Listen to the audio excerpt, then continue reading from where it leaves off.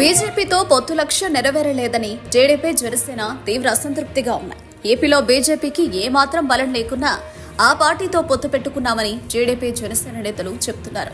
వ్యవస్థల మద్దతు లభిస్తుందని ఒకే ఒక్క కారణంతో పొత్తు పెట్టుకున్నట్లు ఆ పార్టీల నాయకులంటున్నారు.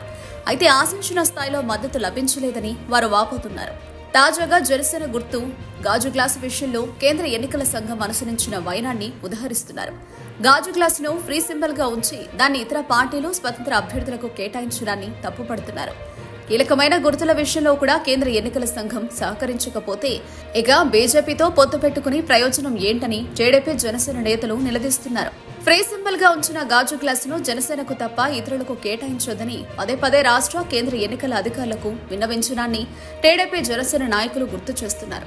అన్నీ విన్నట్టే విని తీరా గుర్తులు కేటాయించే సమయానికి యథావిధిగా జనసేన బరిలో లేని అసెంబ్లీ, లోక్సభ నియోజకవర్గాల్లో ఇతరులకు కేటాయించారని ఆ రెండు పార్టీల నేతలు వాపోతున్నారు. దీనివల్ల కూటమి రాజకీయంగా నష్టం సంభవిస్తుందని ఆందోళన చెందుతున్నారు. కనీసం ఇంత చిన్న సాయం కూడా చేయకపోతే బీజేపీతో పొత్తు ఎందుకని వారు నిలదీస్తున్నారు. అదేమంటే కేంద్ర ఎన్నికల సంఘం స్వతంత్ర వ్యవస్థ అని నేతలు చెబుతున్నారని బీజేపీపై టీడీపీ జనసేన నేతలు ఆగ్రహం వ్యక్తం చేస్తున్నారు.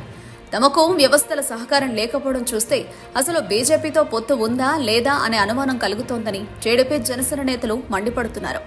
ఇలాగైతే తమకు ఇబ్బందులు తప్పేలా లేవని వారు ఆందోళన చెందుతున్నారు.